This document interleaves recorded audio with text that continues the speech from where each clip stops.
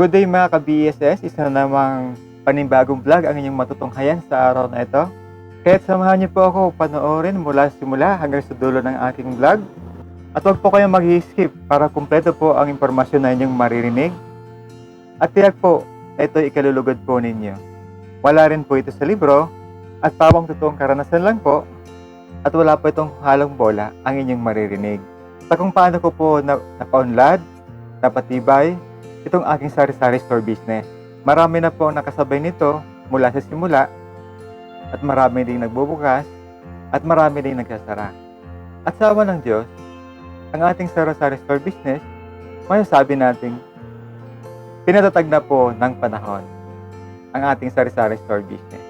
At kayo po inaanyayahan ko po manood at makinig at sabay na rin po ang pag-like at pag-comment para namang ganahan tayo. Ang pag-subscribe po sa aking channel, Buhay Sari-Sari BSS TV, ay libre lamang po at wala po itong bayad. Kahit ano pa ang hinihintay nyo, subscribe na!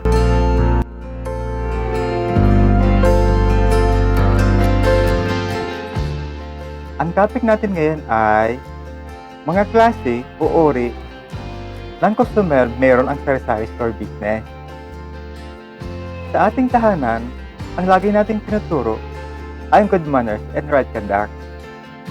Sa ating tindahan naman po ito ay ating in-observe ang maging magalang sa ating mga customer.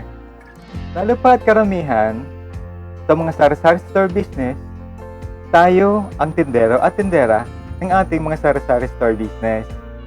At alam niyo po ba kung ano mga nakakabwisit na customer? Di ko naman po nila lahat. Pero kadalasan po ay yung mga taong may mga dalang sasakyan na bibili sa'yo.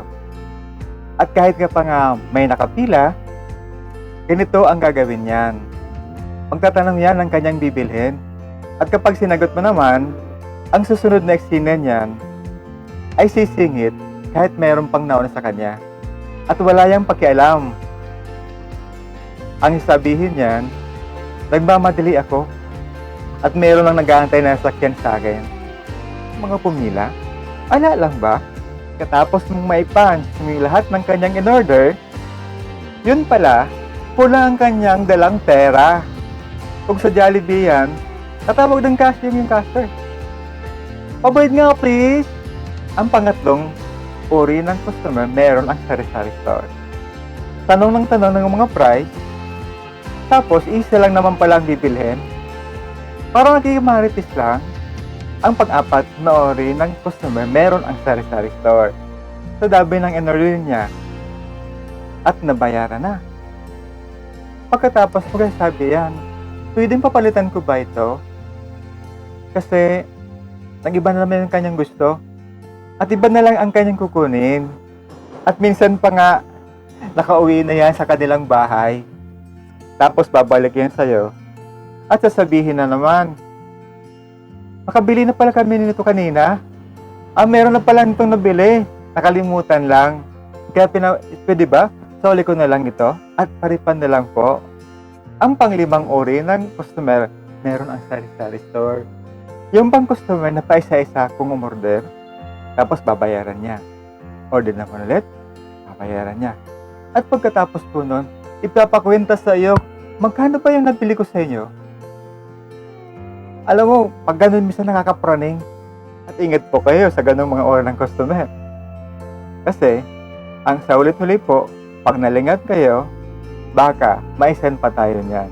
At buti na lang po sa aking sari-sari store, nakapag-install na po tayo ng system, na-automate na po natin ang ordering system, kaya po, isang pindot lang po, meron naman na po tayong lista ng kanyang mga order. Kaya solve na po ang ganun pong problema. Ang panghuling uri ng customer meron ang sari-sari store. O-order yan sa'yo. Pagkatapos, sa bandang huli, ang sasabihin niya sa'yo, pwede bang sa pagsweldo ko na lang ang bayad? At sa huli po, kailangan po talaga nating aralin ng ating mga customer. Kung paano po natin sila i-handle. Maging anong pa pong klase sila. As long as, meron silang pambiling pera sa ating sari-sari store. Kaya nga po may kasabihan, customer is always right. At sa huli po, nasa atin pa rin po ang diskarte sa kung paano po natin sila papaamuhin. And always remember, the word trust, tiwala. Yun po ang susi sa lahat. Sana po ay nakapagbigay na naman tayo ng bagong ideya at natutunan sa araw na ito. Sa muli po, ito ang inyong ka-BSS na nagsasabing, umulan man at bumagyo, Sari-Sari Store handang magsilbi sa inyo. Sa muli po, inaanyayahan ko pong panoorin at subaybayan ang ating sunod na lamang edisyon sa ating Sari-Sari Usapan at Pintuhan. Dito lang yan, sa Buhay Sari-Sari BSS TV. At huwag nyo rin po kaligtaang mag-subscribe sa aking channel. Ang pag-like po, ang pag-comment, like, comment, sa usapan, para naman pampagana sa mga susunod na po nating topic. Then we'll see you next time.